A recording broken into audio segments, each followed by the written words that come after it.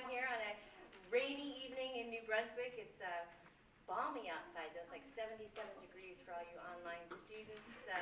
We wish you were here. We have a great event planned for this evening. We have a really nice audience out here in the lecture hall, and we're looking forward to hearing from Ivan Oransky and the good, the bad, and the ugly, what retractions tell us about scientific inquiry. I'd like to say that a couple things. If you want to tweet the event, it's #LIS502. And again, we're more than happy to have you tweet as much as you like. I think that's really about it. I'm going to go ahead and introduce Dr. Joyce Valenza right now. She's going to come and say a few words and introduce, a couple other things. The event tonight is co-sponsored by RU Libraries as well as the Sky Alumni Association, NJ Center for the Book, and the Sky LIS Department. And without further ado, I'd like to introduce you to Dr. Joyce Valenza, who is going to tell us a little bit more about the event.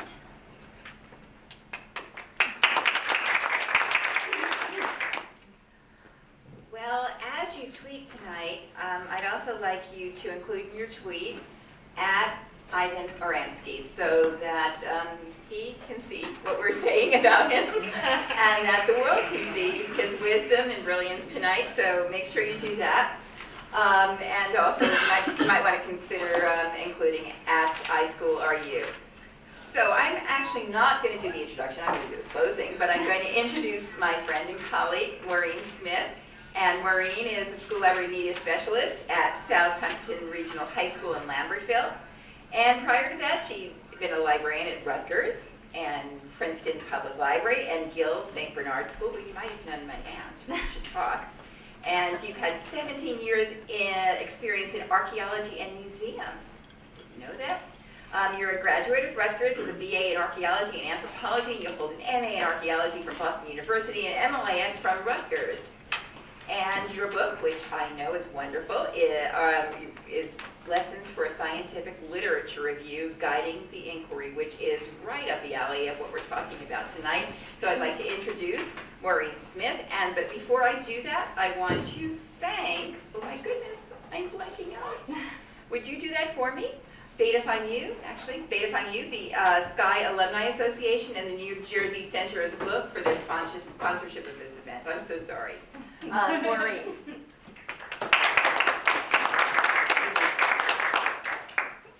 Thank you for the introduction, and welcome to everyone, especially people who are watching us and will watch us after the event on video. And I'm so excited about tonight's lecture, and it's an honor to introduce our speaker. Before I do, I want to also thank the Beta Phi Mu members and the officers and past officers who are here, and our wonderful advisor, Marie Bradford, for all their support in making these programs possible. Okay, on to the main event. Retraction Watch co-founder Ivan Oransky is Vice President and Global Editorial Director of MedPage today. He teaches medical journalism at New York University Science, Health, and Environmental Reporting Program and is the Vice President of the Association of Healthcare Journalists. In the past, Ivan Oransky has been the Executive Editor of Reuters Health, Managing Editor online of Scientific American, and Deputy Editor of The Scientist. He earned his bachelor's degree at Harvard University, where he was the executive editor, of the Harvard Crimson.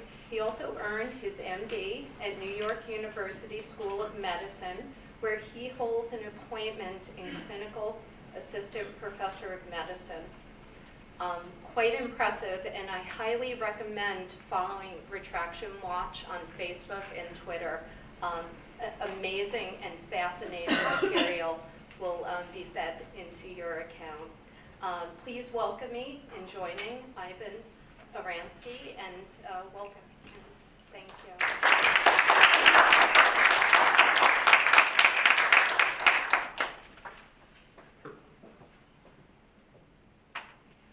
Are we good? There we go. Yeah. Nice. thanks very much for the kind introduction. Thanks for having me. If I'd known you were in Lambertville, my wife and I actually got engaged in Lambertville about 10 years ago now. So that's a pleasant memory. And again, thanks to Rutgers for having me. Thanks to the program, and it's a pleasure to be here. It's always sort of fun to come and talk to people about this little. I call it a side project, which it really is, but it of course has taken on sort of its own life. But there we go. And yes, feel free to tweet, or you can tweet criticisms, you can tweet praise, you can tweet something in between. Maybe you can tweet more information that I can follow up on, because we know that Adam Marcus, who's my co-founder, and I, we know that and this has become something that a lot of journalists say, we know that our audience and our readers know far more than we do. That's true in the aggregate, but it's actually often true, certainly in individual posts, individual subjects, so I appreciate that. I want to start tonight with a story. It's one of my favorite stories from Retraction Watch. This was a post from about 2 years ago now, August of 2012, and the gentleman you see on the screen is Hyung-In Moon. Hyung-In Moon's a plant researcher in South Korea.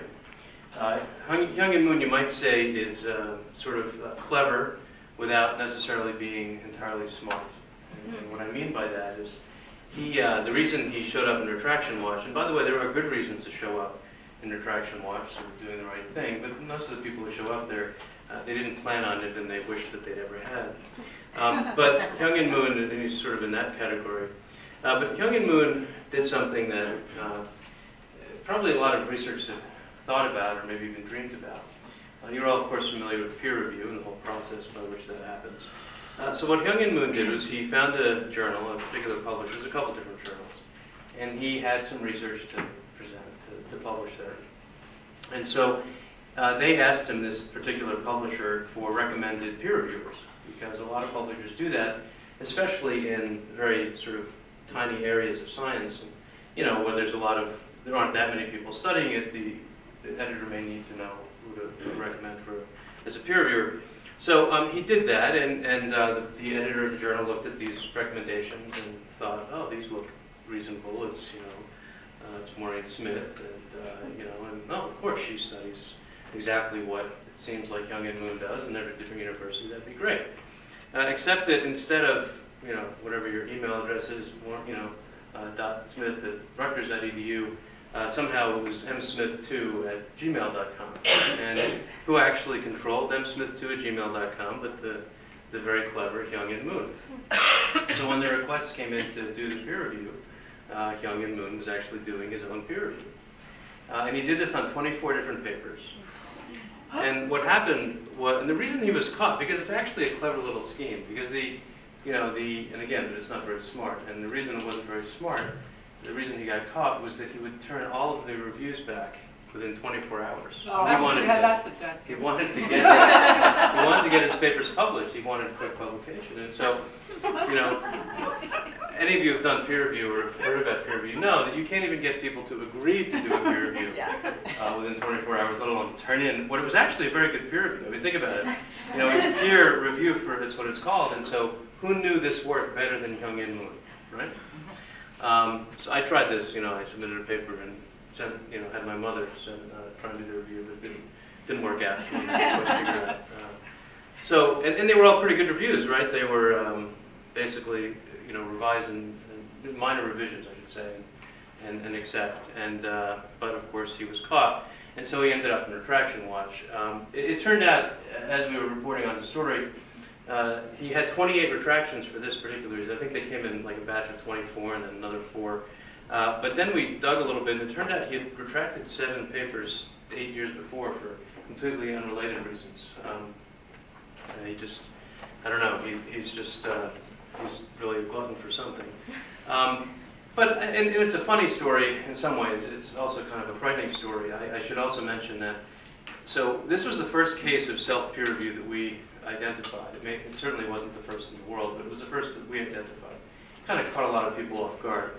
And 24 papers sounds like a lot. It turns out that, in the few years since then, now a total of more than 100 papers that have had been retracted for the same reason. In fact, 60 of them just this past summer from one person in one journal.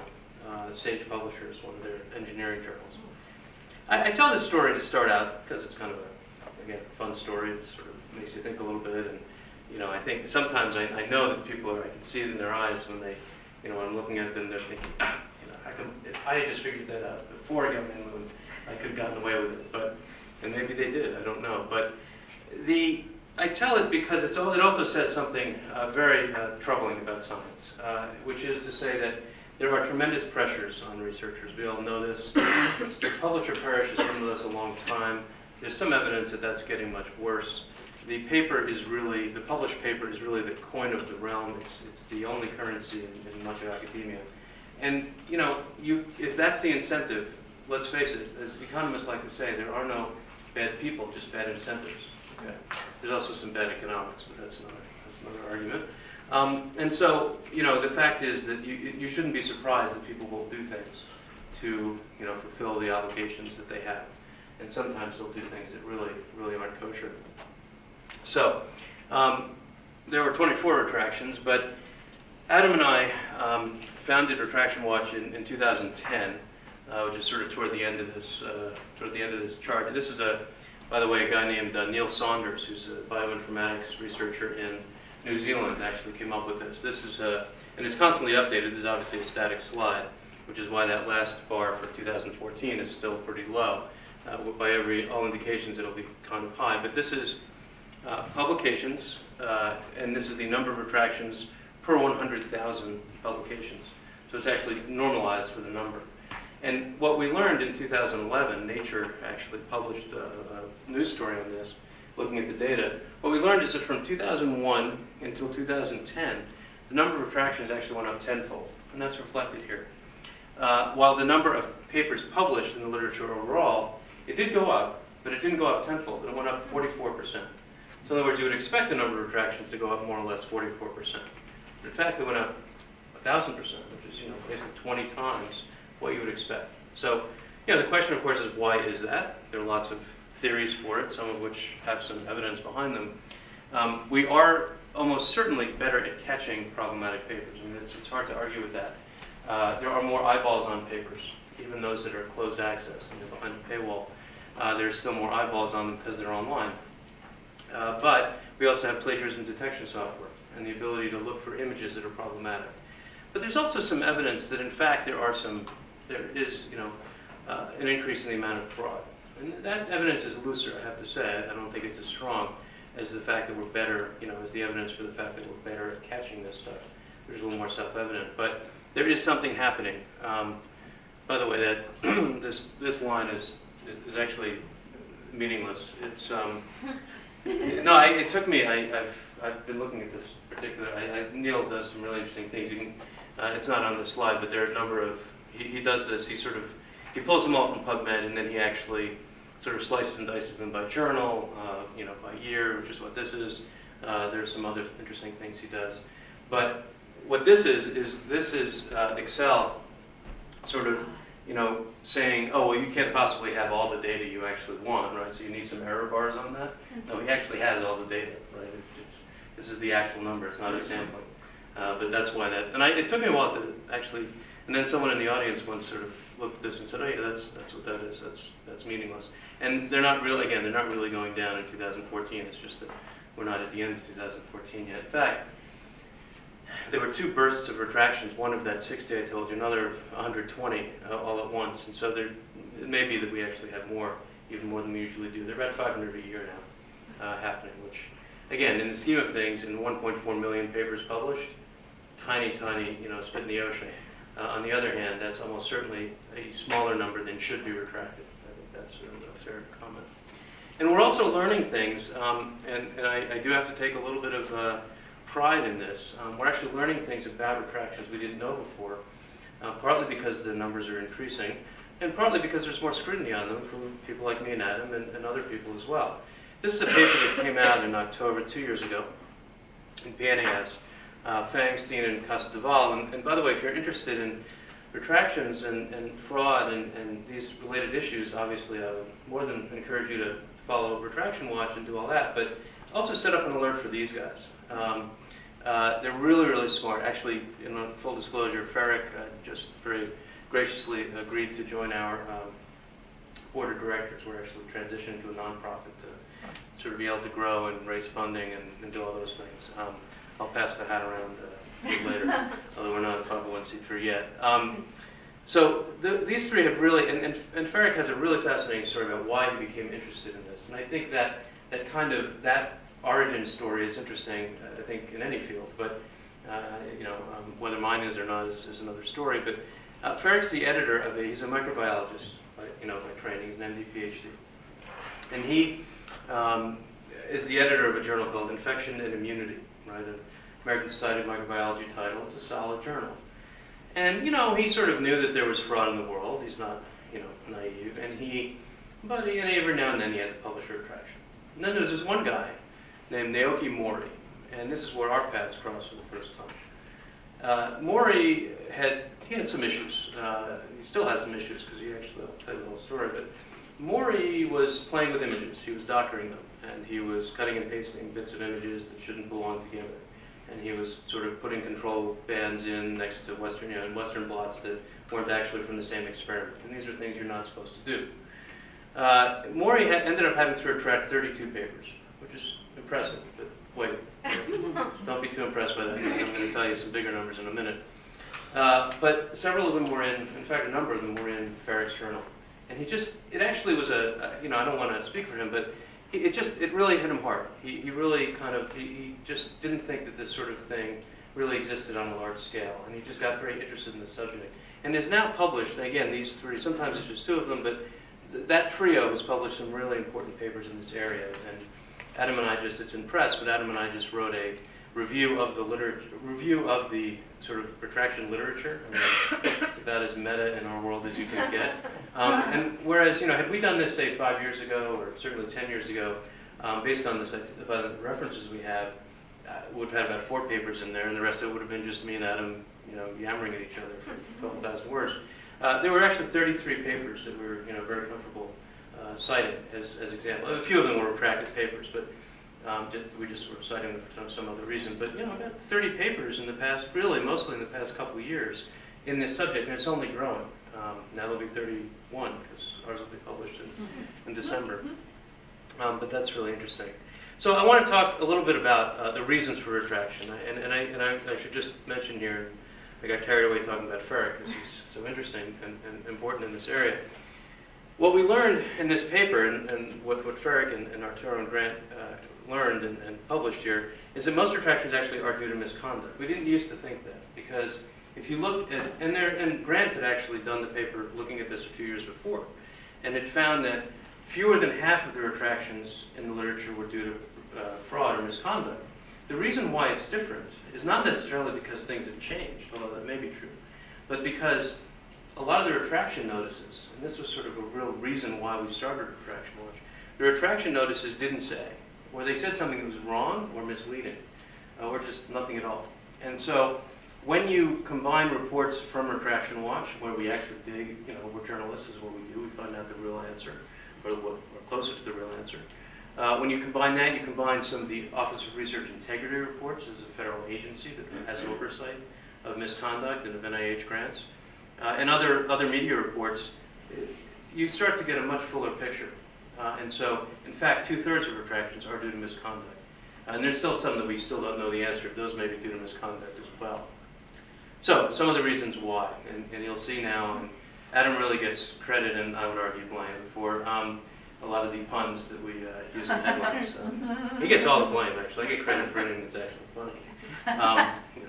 So, this is a silly thing, and we like to have fun at Retraction Watch. Some people don't appreciate either our sense of humor or the fact that we want to have fun, and they're entitled to that wrong opinion. But this is not an important thing in science or literature, but publishers make mistakes. I certainly don't have to tell a group of librarians and library students that publishers make mistakes.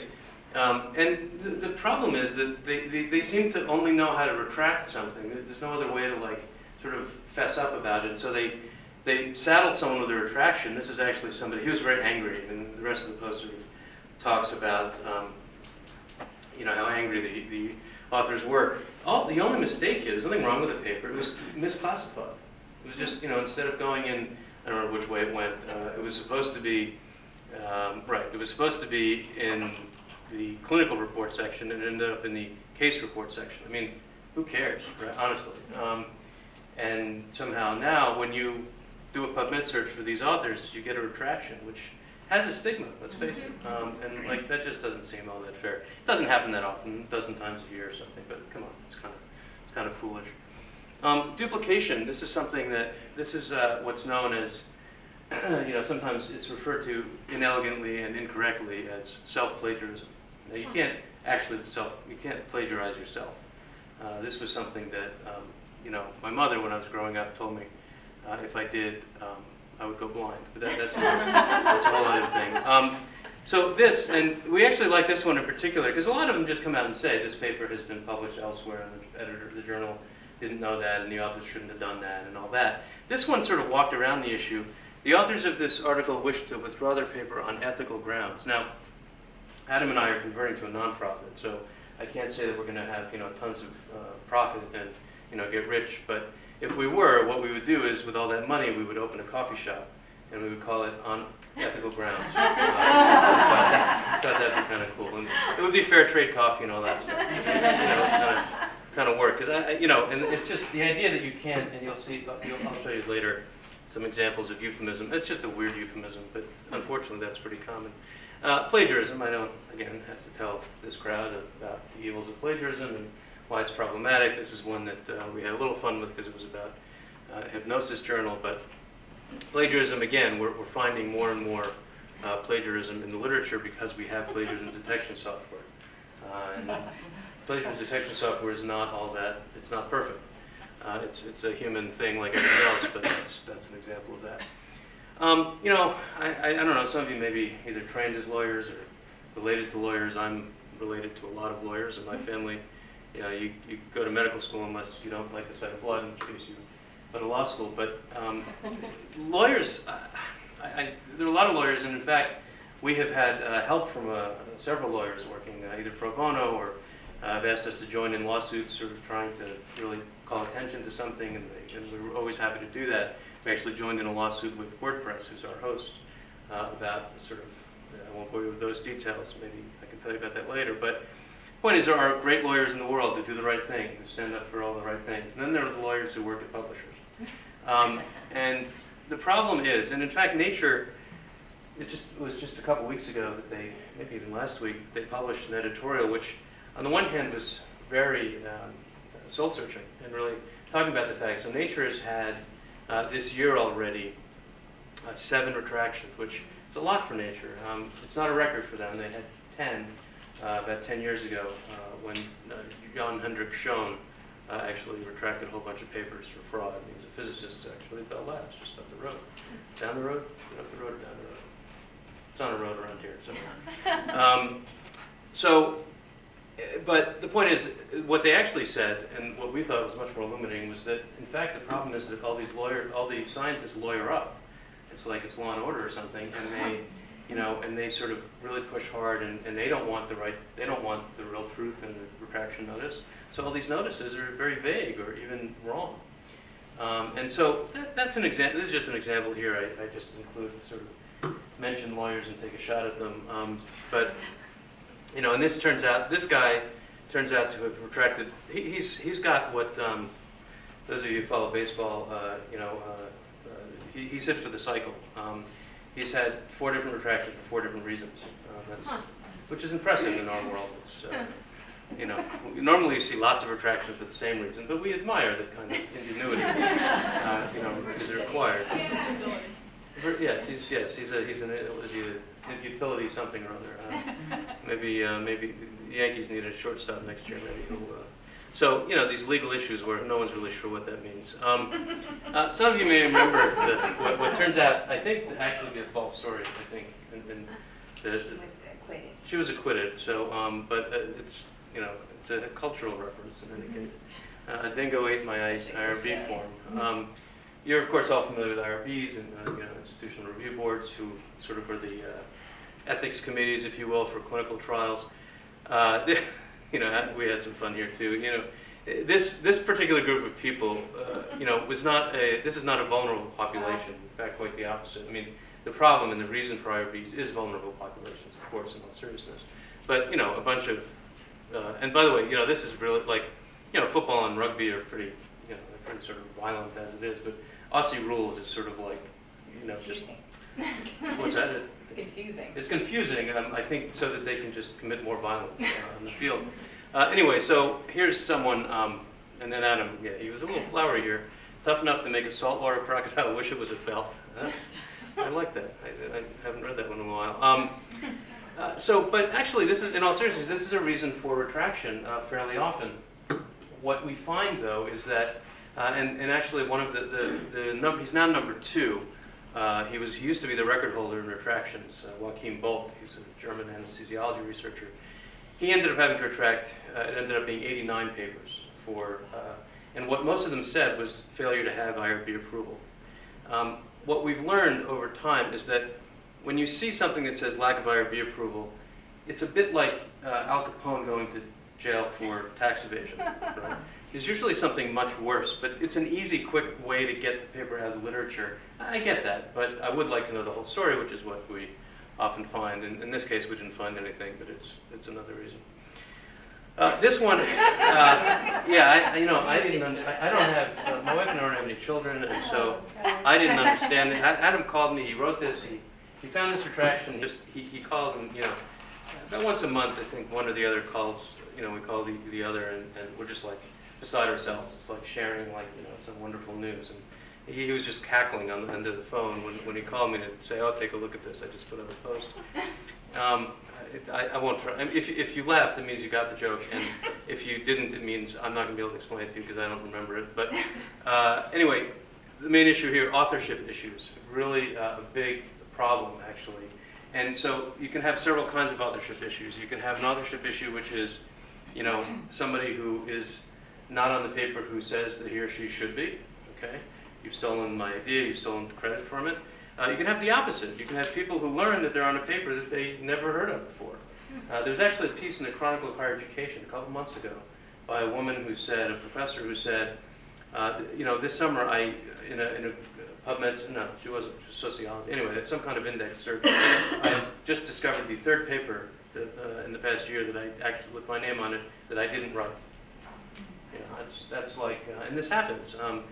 It's, again, there's sort of guest authorship, honorary authorship, but also fake authorship, where people actually, want to get a paper published, and so they think if they put someone, sort of somebody who everyone will recognize on the paper, and that person is getting so many alerts about their papers, they figure they won't even notice. Another one, oh yeah, I must have written that, I remember.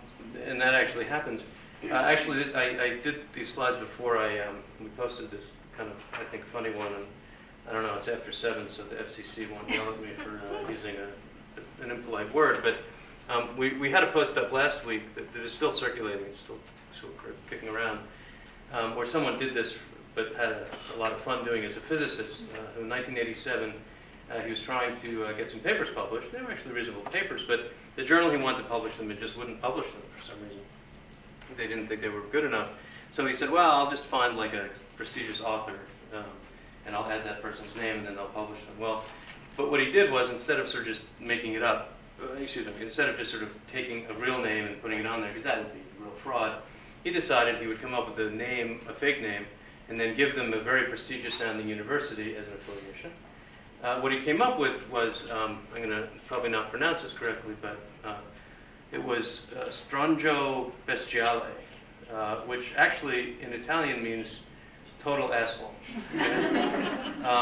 It technically means, I think it technically means beastly asshole, but we had a lot of Italian, we have readers from all over the world, and they said, yeah, it's technically beastly, but it means in the sense that you're a total asshole, So there are several papers in the literature with it. You can look this up, and we posted on it. And an Italian blogger who was a friend of the guy who sent it to us, who's a friend of ours, had some fun with it and talked to this guy. And so there's that too, but obviously that's a little more fun.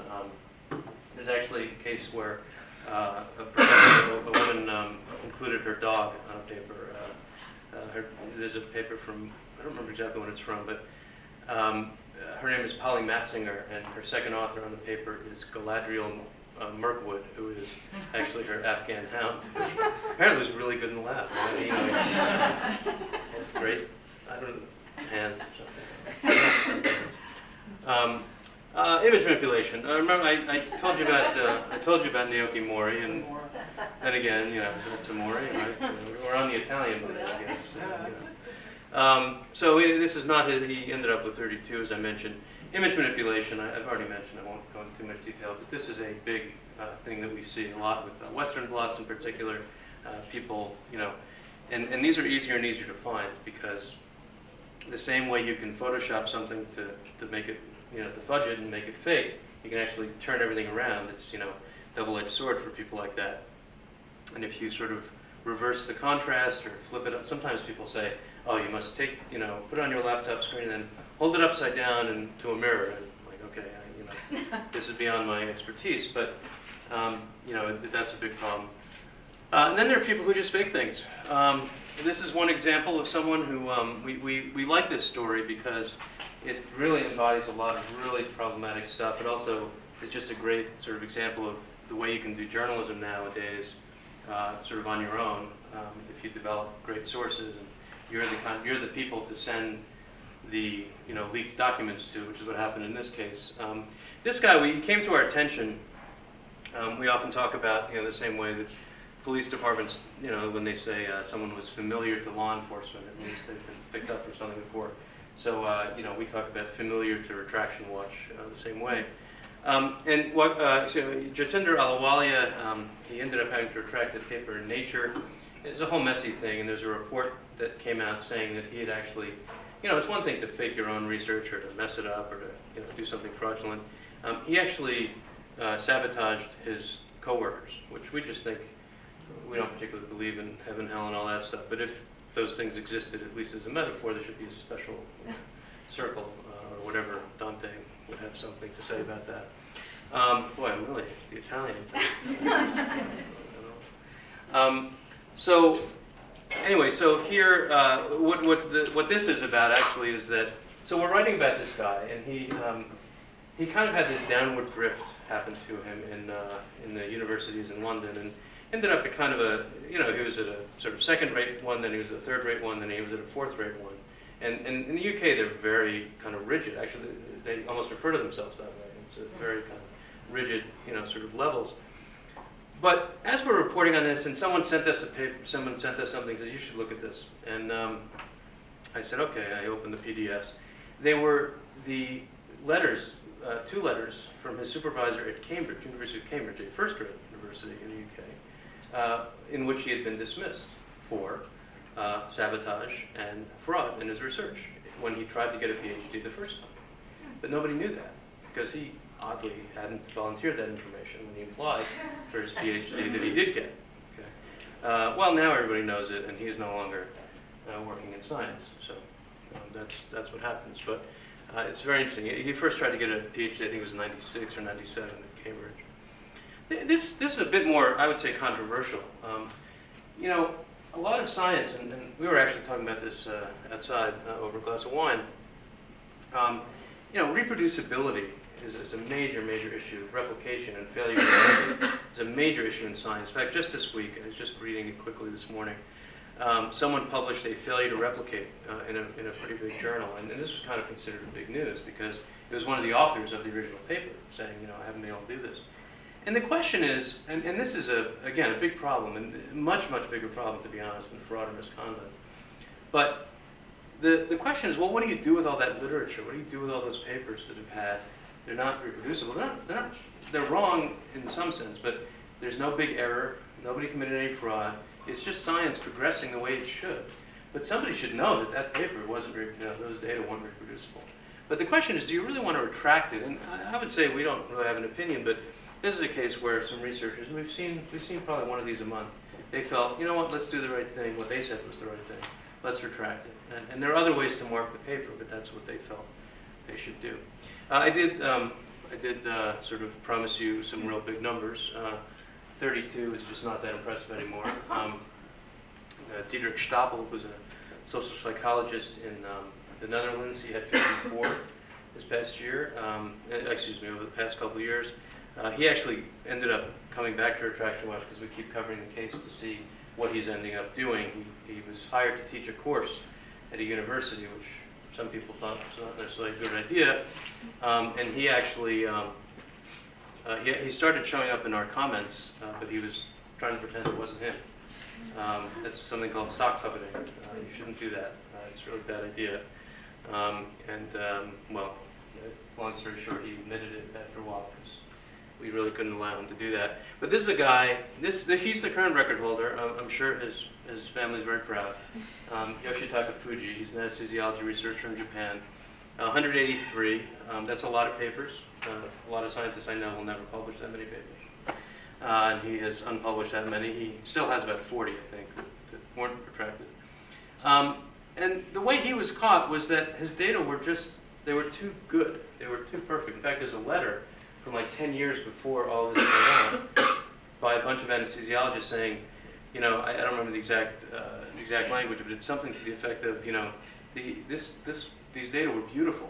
And whenever a scientist in a published letter says these data were beautiful, they actually mean something completely different, which is that they are completely unbelievable. Unfortunately, though, nobody did anything about it. So some of the top journal editors in the field sort of got wind of this and stopped publishing him, or sort of made it more difficult for him to publish. He then did something. He started publishing in journals in other fields. So, you know, anesthesiology, you can sort of publish in any clinical field. If you're you know, anesthetizing children, you can publish in a pediatrics journal. If you're anesthetizing, I don't know, women in epidurals or something, you do an OBGYN journal. Well, so he did that, so he kind of was under the radar of the people who actually knew, and, well, now he's got 183 retractions. Retractions take a while. This is, again, a paper by, you remember Grant Steen? He did this paper, excuse me, a couple of years ago now, and this, you know, details aren't terribly important, and these slides will be available online. But basically, the time to retraction has increased. I think that if you did this again, certainly in a year or two, but maybe even now, it would maybe be a more sort of bimodal distribution, because there's a lot of retractions that are happening very quickly, like within a month or two of the publications, people are seeing it. And then there's a lot that are taking a lot longer. We actually have seen, so this is like 3 years, the average, I guess, a little more than 3 years over time, and it's extended since then. The record holder for that, we like our records, you know, journalists like to point to these things. The record holder is 27 years right now. Somebody, actually a pretty prominent psychopharmacology researcher who it turned out had duplicated some work in 1985. So that was retracted. We were talking about John Budd. John is at Mizzou, does some really interesting work with retractions and looking at what happens to papers that are retracted. And the sort of punchline of this paper that he presented is that more than 90% of the time when a retracted paper is cited, it's cited as if it was never retracted. Now, it's okay to cite a retracted paper. I mean, there are reasons to do that. But you should be clear that it was retracted. You are not, you know, using it as sort of support for your theory. But unfortunately, that's what actually happened, is that more than 90% of the time, and this is a replication of data that he had looked at 10 years with findings that he'd looked at 10 years before. So this has held up. However, the sort of good news, if you will, and economists and management scholars have taken an interest in retractions too. They're looking at it as, again, they're looking at incentives, and so that's an interesting thing for them. And so what they found in this paper is a bunch of people in Boston, excuse me, was sort of, if you will, the good news, which is that the annual citations of an article dropped by 65%. So the actual number of citations to a paper is dropping, but they're still mostly positive, which, again, is sort of a good news, bad news story, if you look at it that way. One of the things, and one of the reasons Adam and I started Retraction Watch was that we, again, as journalists, we like to, you know, get stuff out there. We publish things. That's what we do. Journalists, and again, this is Grant Steen several years ago now, in a third of the cases that he looked at about, I think, 2,000 retractions, no, I'm sorry, that was a different data set. He looked at about 700 retractions at the time. About a third of them were not noticed retracted in any single way. And we talked about this also outside a bit earlier. You know, there's technology for this now, and yet when you go to the abstract of that paper, there's no indication. And when you click on the PDF of the paper, there's no indication. And he, by the way, was very generous with them. He said anything, you know, some way that you can find out. It doesn't have to be sort of a neon sort of flashing, you know, like a sign on top of it. But they're not getting the word out. And you can, you know, number one, it's just another thing to do. But number two, there isn't exactly an incentive for journals to say we've had to retract the paper, right? And this is just those details of that. Oh, wait, I want to see that. Oh, sorry. So the not noted anywhere was the one that I highlighted, but the other data are sort of telling as well. So this is Hank Edmonds. Hank Edmonds is a cardiothoracic surgeon. He does heart surgery, and he edits a journal called Annals of Thoracic Surgery. Now, those of you who've had the fortune or misfortune of dealing with cardiac surgeons know that these are not wallflowers. They're not people who sort of don't speak their minds, which is good. I mean, I don't want someone, unfortunately in my family, a lot of us end up having very deep relationships, so to speak, with cardiac surgeons. I don't want someone who, when I'm on the table, who's sort of like, they crack my chest and then, the surgeon sort of looks and goes, should I do that? Should I do that? No, I want someone to go, and I'm under as little as possible, and he or she is doing what he or she has to do. And he was sort of informed here. Adam called him because there was a retraction notice we didn't think was particularly illuminating. And when Adam called him, Hank picked up the phone and said to him, this is none of your damn business. Which we thought it was. We actually, we differed with Hank. We thought it was our business for two reasons. One is who had paid for the research, which was taxpayer dollars, actually, so literally it was our business. But more importantly is that people were making decisions based on this particular study about people who were having surgery, life-sustaining surgery in many cases. We thought that it was our business. He went on from there, actually, and we ended up publishing the whole transcript of the interview after some requests from our commenters because they couldn't believe what we had sort of alluded to in the conversation. There was one point at which Edmund said to Adam, when you get divorced, people don't get to see your whole, sort of divorce settlement. The public doesn't get to see that. And Adam sort of had to think, okay, so do I ask Dr. Edmonds, my follow-up question is that, okay, Dr. Edmonds, tell me about your divorce, because that sounds like a hell of a story, or do I ask him, thank you for that interesting metaphor, I'm not sure I understand how it actually has anything to do with this. This is a public thing, it's not a private, relationship between two people. He called us blogists. I know some of you are being encouraged to, some of you are being encouraged to, blog and do social media, which I, of course, am a big proponent of. I had never heard the word bloggist before. It sounded like some kind of movement. Maybe I should have heard of it. We were going to take over a small nation or something. I didn't, anyway, when you have "ist" at the end of a word, it's generally not a good thing.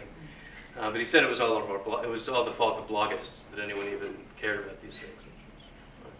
I want to run through, and I think you'll all very quickly figure out what these are euphemisms for. Actually, by the end you will, because the last one includes the word. But this is sort of, I hope is a sort of group of examples that show you the lengths to which journal editors will go to not say the word which cannot be spoken. So unattributed overlap, I think we can, what's that? Plagiarism? Oh, no, you ruined it for everyone, really. Out of the class. No, unattributed overlap, I think we all, yes. But it is, of course, plagiarism. But this, I thought, was maybe a dental problem. An approach, this was just an approach to writing. It's actually what it said. The authors apologized for this approach to writing. And Adam, in that post, said, this is an approach to writing the way showing up to a bank with a gun is an approach to banking. this was, and again, remember I talked about duplication and how, yeah, so there's sort of when you see duplication in a retraction notice, you think it's because somebody tried to publish the same thing twice. The Chancellor of the University of Illinois actually was under fire for a number of other reasons. We just published a post about the fact that she had we didn't know about all that stuff until we actually heard all these other things that she's under fire for, but she actually just was sort of caught trying to publish the same thing twice. But if you see that, you actually think it's the same authors, but actually it was different authors, which is a different problem. Oh, this one was fun. The significant originality issue. We like that. I trained briefly. I did not finish my residency, but I was in matched in psychiatry. So this felt to me like if we had just taken the paper and put it on the couch, we could have done some psychoanalysis with it and talked about its issues. And then finally, this one, of course, gives it away, which we've already heard, of course. But this, I always love this one. Some sentences are taken, which could be viewed as a form of plagiarism. We're not quite sure what else it could be viewed as, but maybe it's a bloggist. Maybe bloggist. So that's some euphemisms. I want to just tell you a little bit, maybe try and look forward a little bit about what's actually happening in the world of science publishing, and which we think is a good thing, some sort of positive developments. Post-publication peer review has started to really gain a foothold for us in ways that are, we think, very important and having an impact. This headline, don't be too thrown off by that. We do have some criticisms of PubMed Commons because we do think that everyone should be able to comment, but that's our little issue. The main thing, we're very big supporters of PubMed Commons. In fact, I leave comments on PubMed Commons all the time about retractions that haven't shown up yet in PubMed because it's kind of fun to do that. PubMed Commons is launched about a year ago, and anyone who is published in the literature that is indexed in PubMed can leave a comment on any book in PubMed. They authenticate your email address and do that sort of thing. But this has really led to a lot of really interesting conversations, some of which are critical, some of which are, oh, you know what, we advanced this research by doing this. Or the authors will come in and say, we tried this again, and it gave us a different result, or the same result. That's a good thing. There's another site called pubpeer.com, and that's central in this story. And I'd urge all of you to check out pubpeer.com. Really interesting, really important. We actually have, calling it a partnership is a bit strong, but we have worked with them. It's all anonymous, which is interesting. But PubPeer, we actually have a weekly PubPeer selections that we put up, which highlights interesting cases that there are people commenting on. And they've led to a lot of corrections and retractions. I'm going to tell you about one correction right here, a pretty high-profile paper. This paper came out in Cell about a year and a half ago. This is obviously a major journal. This is basically cloning human stem cells. Okay, that's, cloning human embryonic stem cells. Now, this is something that actually somebody in South Korea claimed to have done 9 years ago, but it turns out, actually 10 years ago, and then 9 years ago he was caught. Well, there's actually a whole movie of Woo-Suk-Kwon right now, so you may know about this story, but it's actually at the top of the box office right now in South Korea. It's pretty amazing. I'm waiting for it to sort of have a subtitle version that I could watch, because it's supposed to be quite good. And it's interesting, because it's not an action thriller or anything like that, but it's really capturing big audiences and doing very well.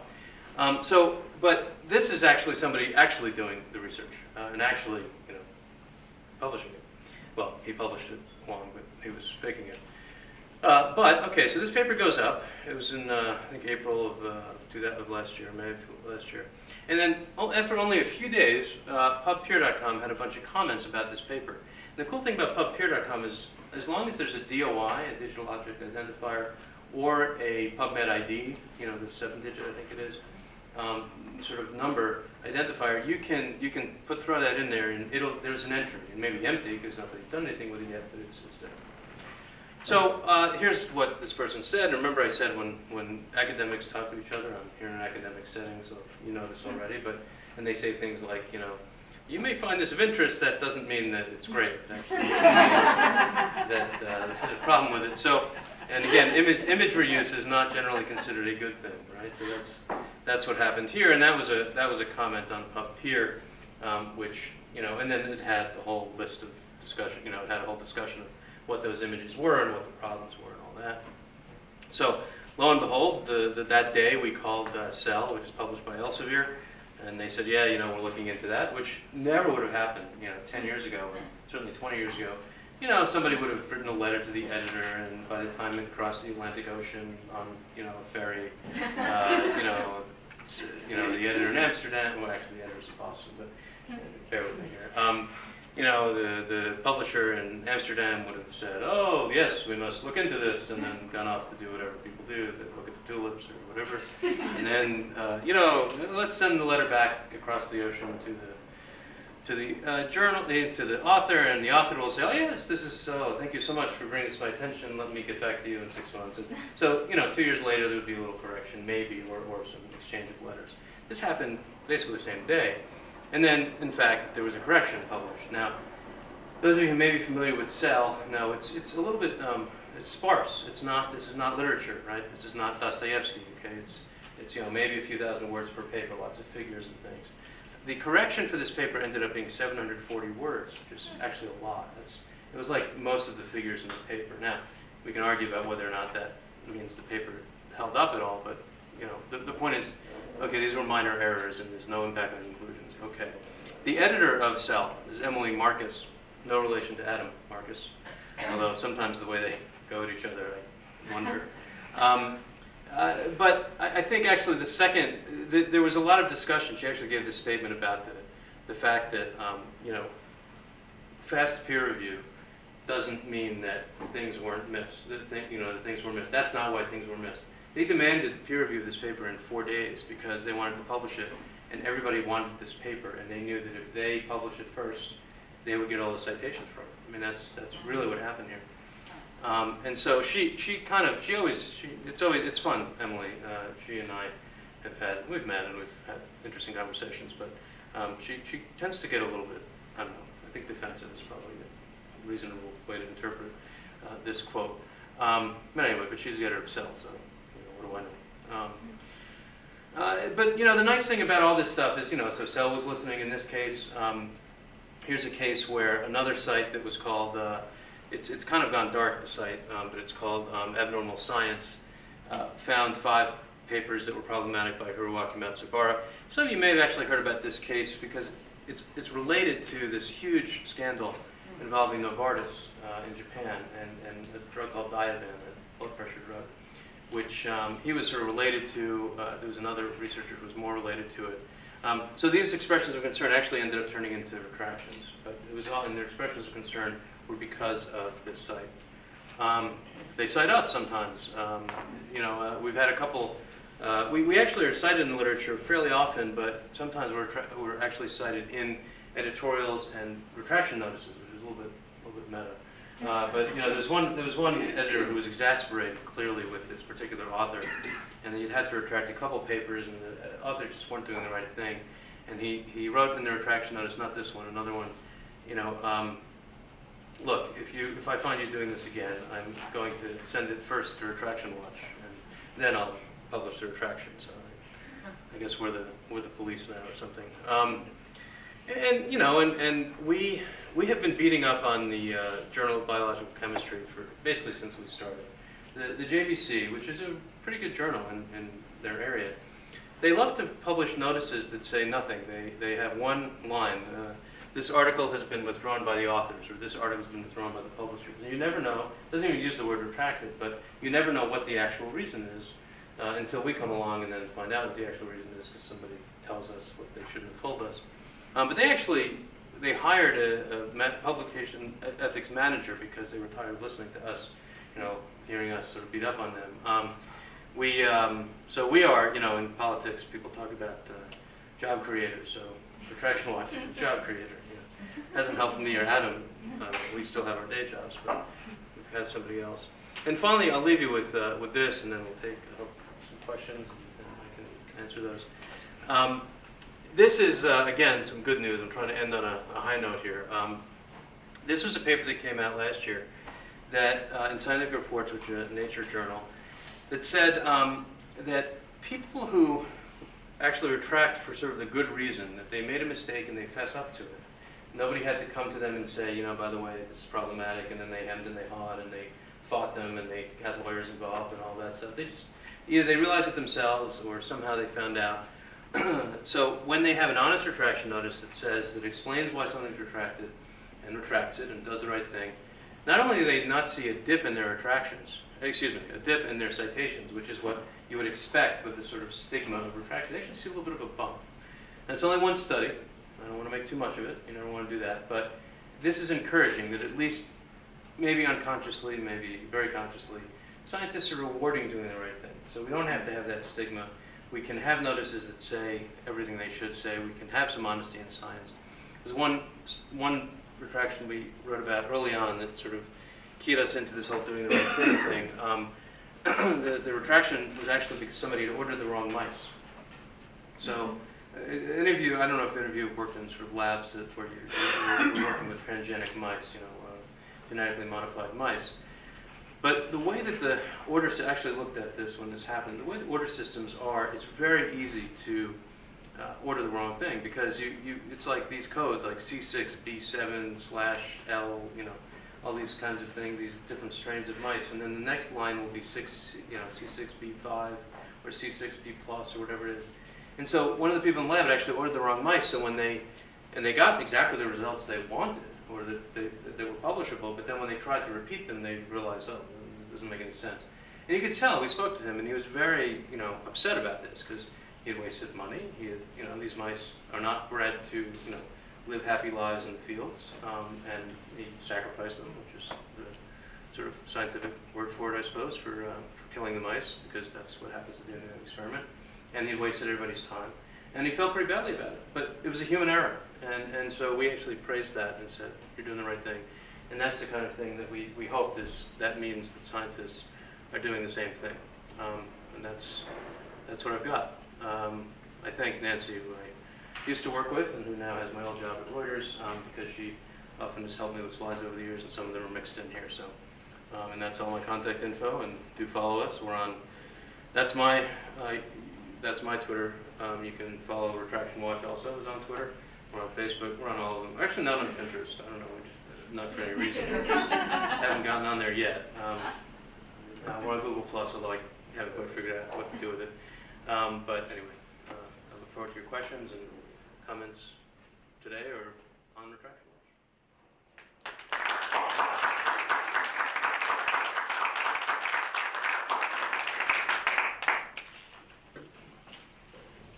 Michael has So one of the problems is attitudes in some countries. I'm one of the moderators for ARXIV, and all of the submissions are run through two filters, one for chatterbots and one for plagiarism. And there are countries for which more than 10% of the papers are kicked out by the plagiarism filter. And in the discussion, I suggested that we should change the letter that goes to the submitter to say, well, basically the letter gives them 2 weeks to come and explain why the plagiarism filter has made a mistake. And I said we should add that if you don't explain it, we're going to send a copy of this to your dean. And I was told not to waste my breath because in many countries this isn't viewed as particularly bad and nobody would care. Yeah, that's a really interesting point. And those of you listening at home who may not have caught the question, just Ivan, could you repeat the question for our audience? So the question, if I'm getting this right, is really just sort of a comment on the fact that from some countries, in some countries, plagiarism is not really seen as a bad thing. In fact, sometimes it's seen as a good thing. It's sort of, it's literally, you know, what is it?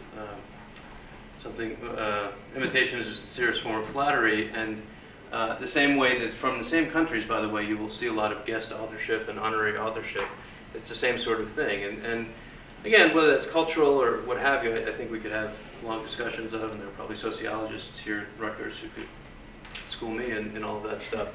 But I do think that with the advent of plagiarism detection software, I wouldn't say I've necessarily seen a change in that, but it's sort of, you're going to be caught.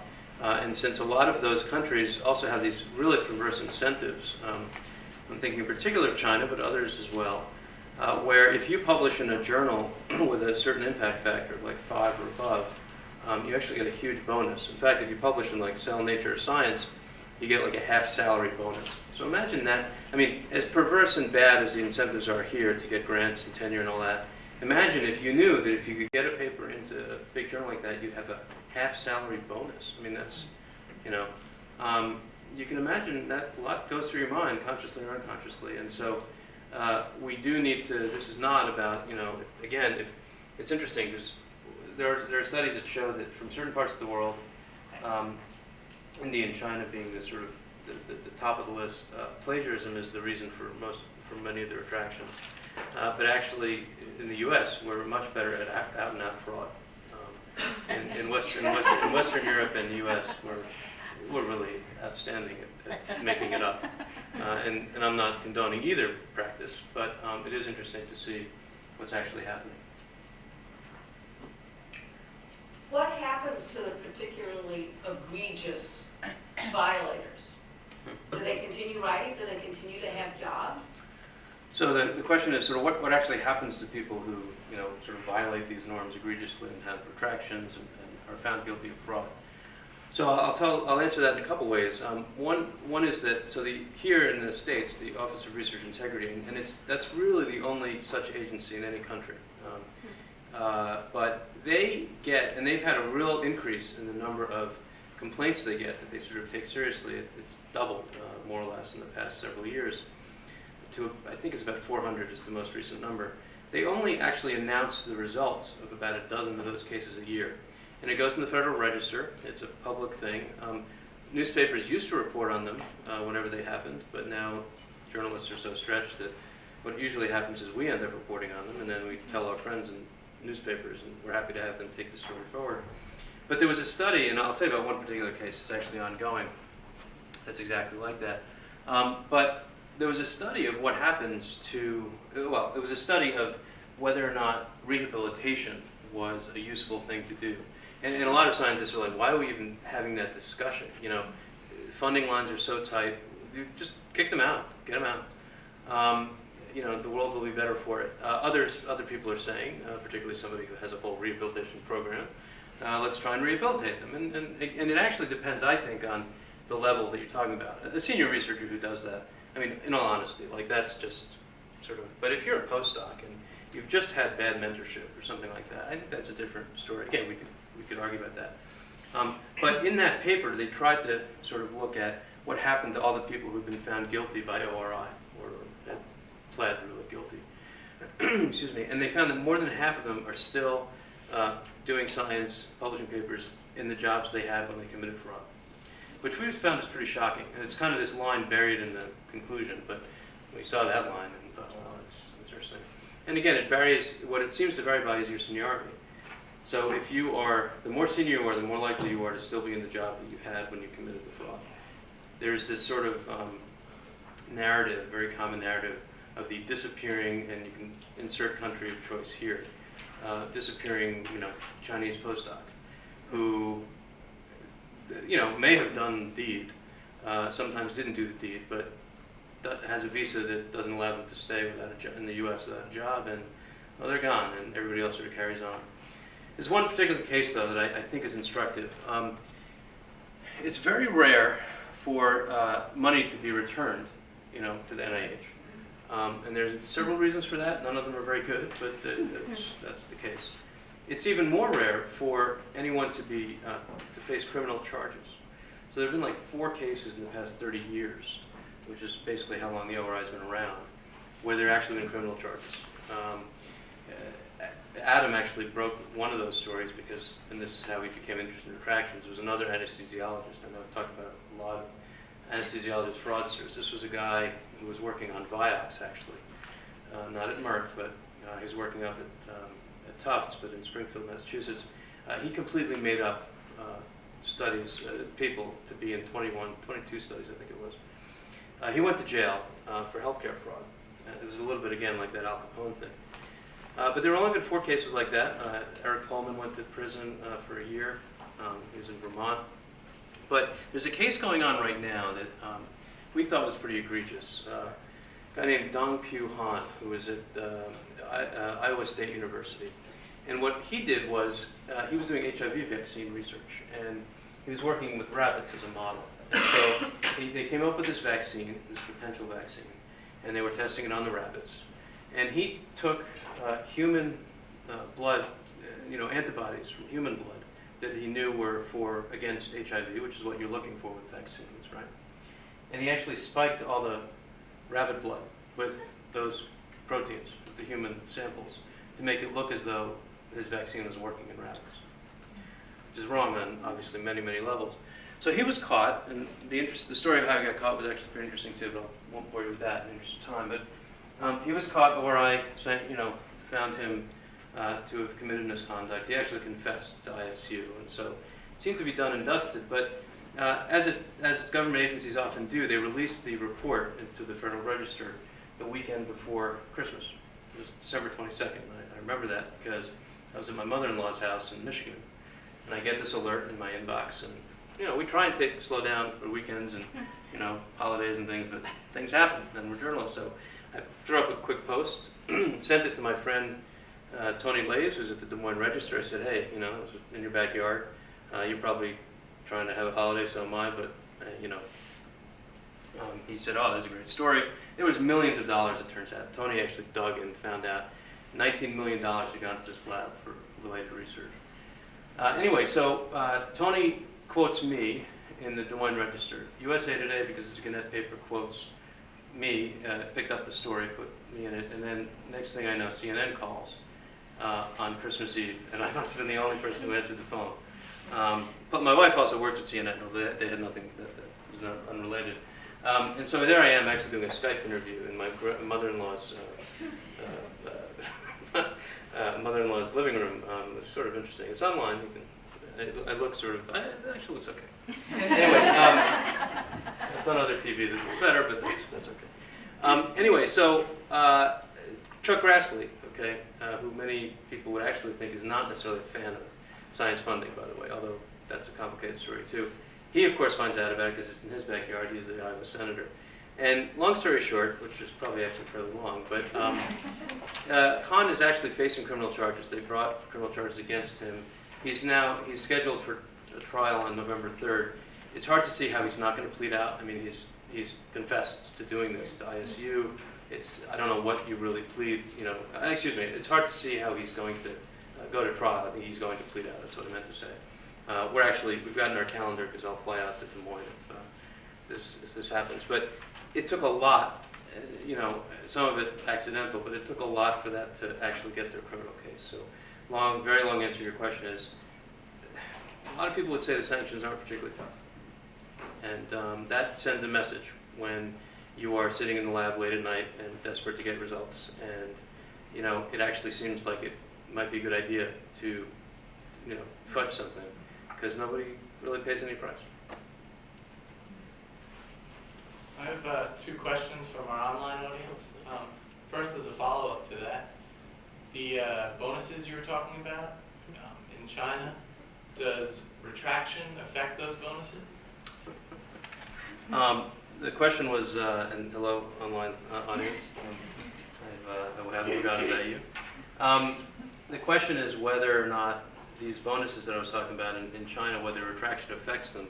As far as we know, it doesn't.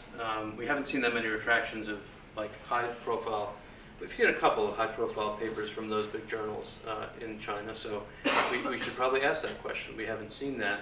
I will say, though, that we've started sort of asking whether or not journals should be punished in some way or sanctioned for, not so much for retracting, we actually think they should be encouraged to retract, but for sort of not owning up to the fact that peer review fell down on the job in some way. Excuse me, you can argue that peer review can't find fraud, which is an argument. Not necessarily one I agree with, but when they don't come forward or when they hold on to the paper so that it keeps getting cited in that 2-year window, which is important for citation, for impact factor, we wonder if they should be sanctioned. But that's a good question about the China.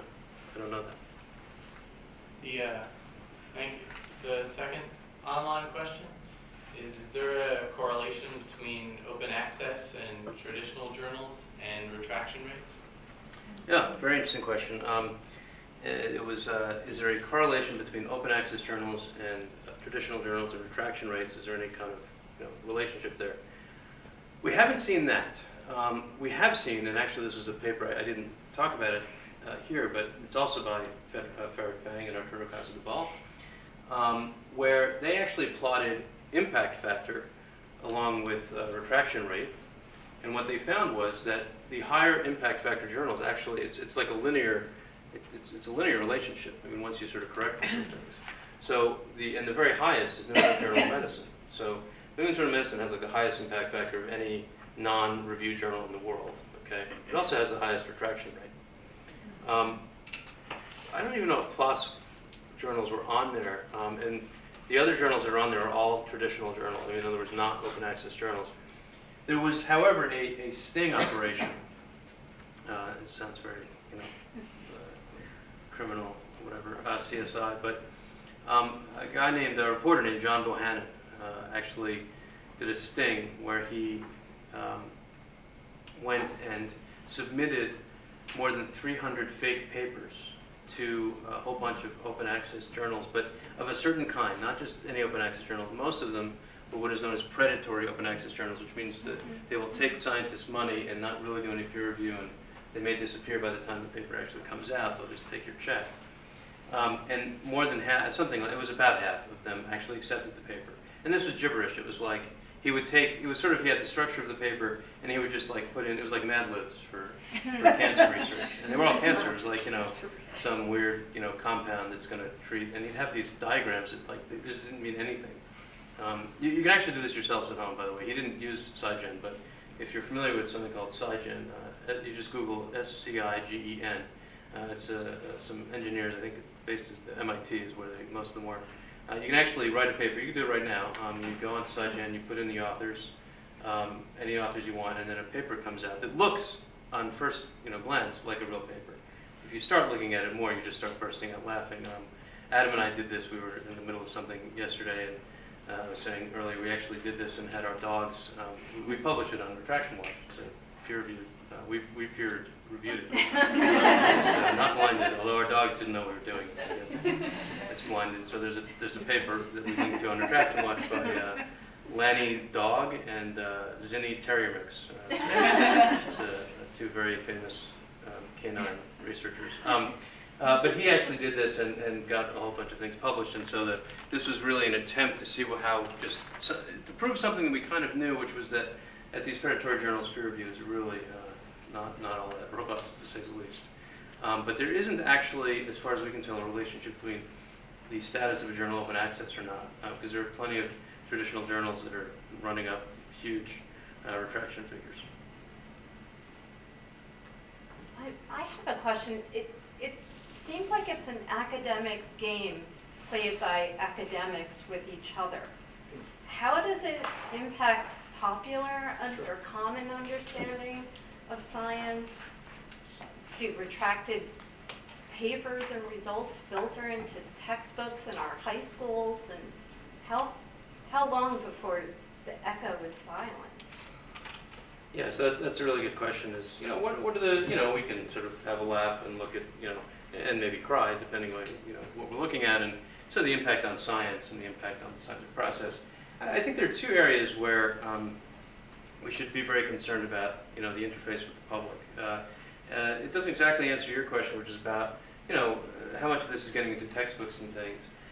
To be honest, a lot of what's retracted is in minor journals that, as far as I would imagine, you're not going to see them in textbooks and things, certainly not at a sort of, high school level or something like that. Maybe in some graduate school textbooks, such as they are. But the two areas I think we really need to think about and why this is important, and why the Washington Post has profiled me and Adam, why the mainstream media, not a week goes by that we're not quoted or cited or written about, usually positively. I don't send the negative ones to my mom, but people realize this is important. And I think the two areas are, one, and it gets back to trust in science and funding. A lot of researchers actually don't want to talk about retraction. They don't want to talk about the fact that there's fraud. And I can understand that on a sort of gut level. Like, why should we talk about our dirty laundry in public? On the other hand, these stories will come out, and Adam and I are the ones who often let them come out. It goes back to what we learned, many of us learned from, Tricky Dick Nixon, right? The cover-up is much worse than the crime. I'm not trying to be a historian here, and the people in the building who challenge me on that, but the point is, be upfront about it. Scientists, if they're upfront about it and say, look, we have some fraudsters in our midst because we're human. Lots of people commit things, commit fraud, misconduct. Here's what we're trying to do to get rid of it. And you know what? We're actually better at rooting it out because we have this robust peer review system in any other field of human endeavor. You think government does this? You think police do this? It's very interesting. Adam and I were part of we had no idea what to expect, but Mary Simmerling, who's the Research Integrity Officer at Cornell, asked us to come and talk to their responsible conduct of research classes every year. And this year she did something that was really cool. She invited not just us, but people who are sort of interested in integrity but in other areas. So there's this guy who has been, filing lawsuits, freedom of information lawsuits and things like that, against the Chicago police on corruption. Now, what we do, people threaten us with stupid lawsuits every now and then, but that's about as bad as it's going to get. Going up against corrupt cops in Chicago, that's another level. But as we started talking, we realized it's a thread throughout human endeavors. And so the human endeavors in the field and the professions that gain people's trust are the ones that come out and say, hey, we've got a problem and this is what we're doing to fix it.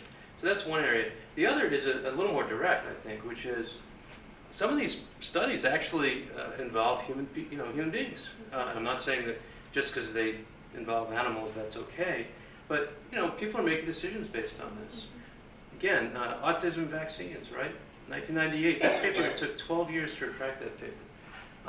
That has had huge ramifications. Now, I'm not saying that nobody would be arguing that if, because in fact now they're arguing it was all set up and it was sort of some kind of, a conspiracy to retract the paper and make them, But there was another paper like that just got retracted a couple weeks ago in a much smaller journal that we wrote about and others wrote about as well.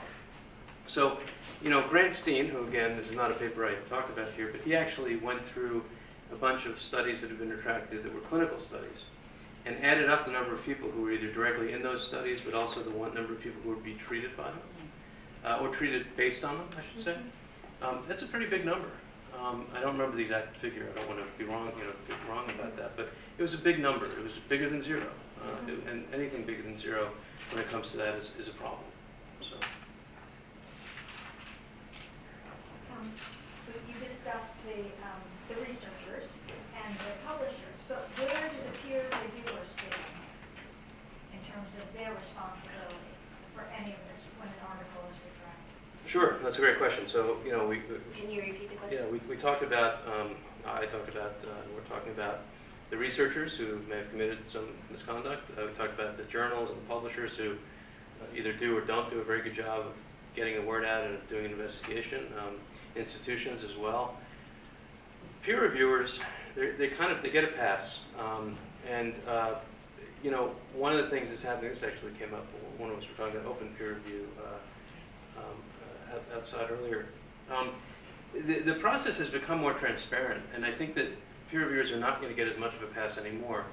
Editors want to protect peer reviewers because if they sort of out them or scapegoat them, well, nobody's going to peer review for you anymore.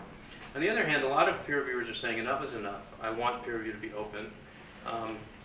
I understand why it's blinded and all that for good reason, but it's time. We really, everything else is becoming transparent. This actually happened, a good case of this just happened this year. Some of you, I'm sure, are familiar with the STAP stem cell sort of debacle that happened in Japan. It actually ended in one researcher's suicide. This person was not found guilty of anything, but was so just devastated by the fact that his colleague and somebody he had supervised had committed fraud, that he killed himself in a fairly, terrible. No way to kill yourself is obviously a good one, but it was in the lab and just really awful. But this grabbed everyone's attention. The story had his suicide did. But what happened was people actually. I can't say how we got them because it's confidential, confidential source. But we actually, and the paper had been submitted to Cell, Science, and Nature. It was eventually published, 2 of them in Nature. We got hold of the science peer reviews, and we published them. I mean, we can do that. We're not beholden to any confidentiality on that. We won't say who gave them to us. And then the next day, Science, the news section of Science, actually, they had the Nature peer reviews of the original paper, which was rejected, or sort of rejected, and they published those. And what I think it sort of made people realize is, wow, you know, peer review it worked in this case, because if you look at the criticism of this paper, they were right on. And the science was rejected. Nature was sort of basically rejected, but somehow, and what we don't know is between then and when it was published, what happened. And so people are like, sort of, you know what, this is not good. You know, we need to, there needs to be some accountability. But peer reviewers aren't paid, right? You know, they kind of take, you know, it's like you're just kind of going out there and you don't have insurance, you know, you don't have board of directors insurance or workers' comp or anything like that, liability. You know, maybe that should change too, I don't know. Oh, okay, sure. We had another online question. In addition to peer reviewers, what, if anything, happens to journals who have high retraction rates? Is there a formal process for dealing with that, or? Yeah, so the question is, what happens to journals that have high retraction rates? Do they face any penalties? Is there any process for doing that, or any process for looking at this? And actually, there just isn't. There's something called the Committee on Publication Ethics, which does a lot of really important work. They have guidelines for retractions, but they're a voluntary organization. In fact, the publishers are the ones who support them. So it's potentially a conflict of interest, although I think that's okay, and somebody has to support them. But there really isn't anything, you know, journals aren't beholden to anyone. And in fact, they're more likely to get sued for running a retraction than sort of come out swinging and sort of doing the right thing. So, you know, there's only sort of in the long term the punishment that they'll get if people start thinking of them as problematic journals that don't have good peer review. Excuse me, with the proliferation of journals and with the publisher perish mentality, that takes a long time to sort of take hold.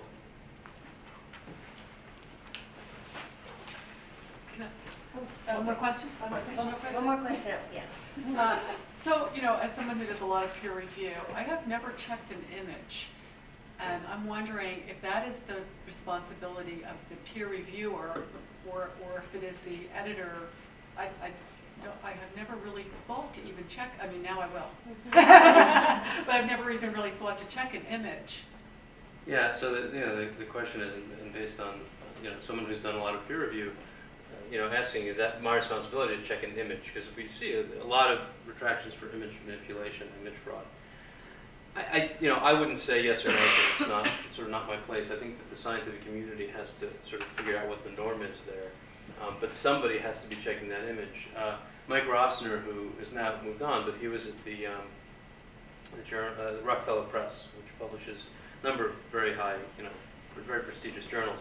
He got very concerned about image manipulation, so he actually started he created a whole software and kind of system to check all the images so that the peer reviewers didn't have to.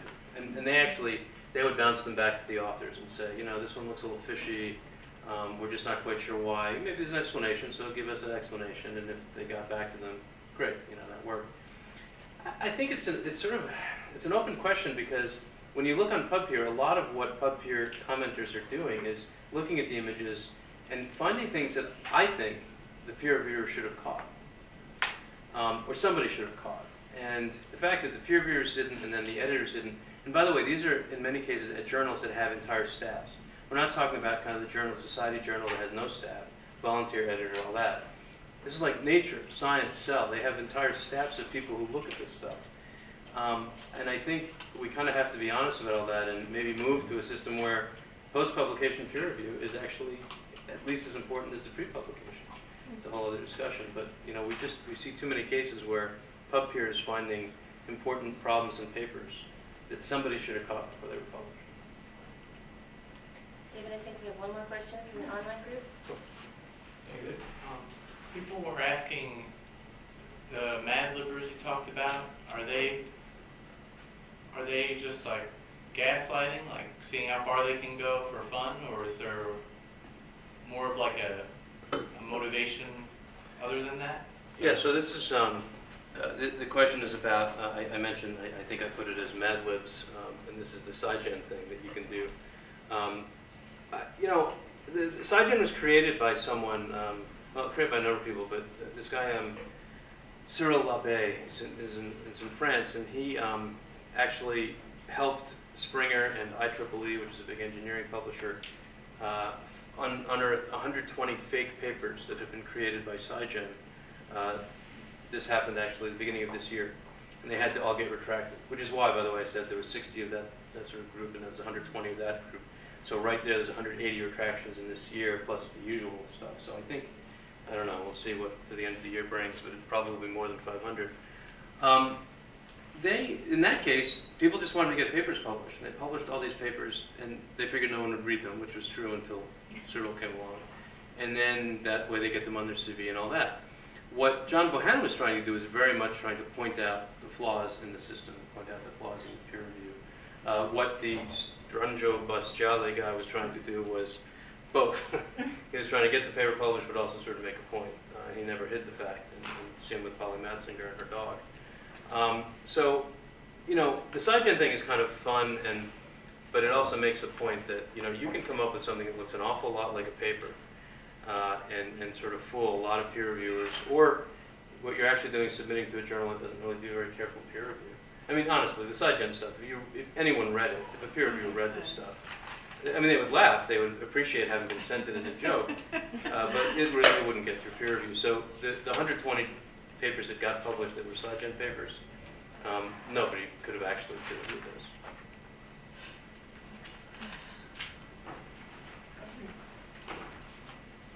Thank you from the online audience. Thank you to the online audience for excellent questions. Thank all of you for excellent questions.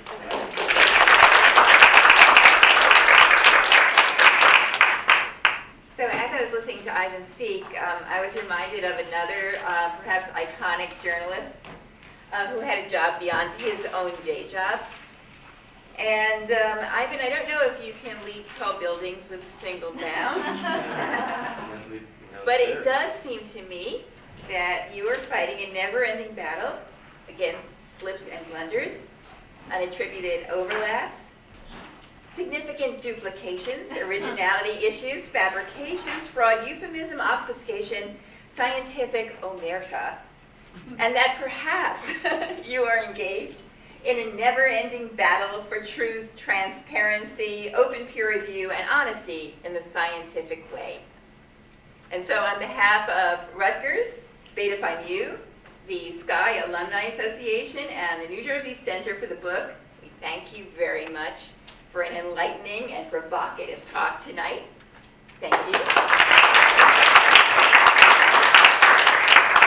And we offer you some Rutgers swag. All right. Yeah. You've got a hat Hat, and an good. official T-shirt, Oh, excellent. and the Marie Radford flash drive. Ooh. Thank you. We are so grateful. This was wonderful. Thank you all. It's very kind. Thank you. So I need to tell them what's coming next, but No. it does. Okay, so we're so grateful that our online audience and our in-person audience joined us tonight, and I just want to let you know that next time on Wednesday, November 19th, David Lee King is going to be visiting with us, and he's going to be talking about hacking, making, and creating at libraries. And it'll be an overview of technology innovations that focus on making hacker spaces, digital media labs, co-working spaces, self-publishing tools, and ideas on just how to innovate in your library. And then on February 18th, Shannon Miller and Laura Fleming are going to be talking about innovation in school library practice. And it's exciting. I'm thrilled that we've been having these wonderful colloquia. Thank you, Maureen, for organizing for us. Thank you, Connie. Connie, do you want to talk about what's next for our students? Just a little bit, Okay. whenever you're in. Thanks, Joyce. All right, well, thank you again for everybody for coming out tonight on this rainy day. Again, thanks to our online students. We had a lively and large audience, which was great. Thanks again to David for being our online facilitator. Thanks to Marie, our faculty members who joined us tonight. We have Dr. Michael Lesk over there and Dr. Marie Radford over here. I think that's about it. As Joyce mentioned, our next event is November 19th. Again, same setup for all of my MLS colloquium students here in the lecture hall. Remember to post your reflection in a week. Same thing goes for the online students. The video of this event will be out in about 1 week, and that will be available as well. So thanks again. Have a safe trip home, and we'll see you next time. Bye-bye.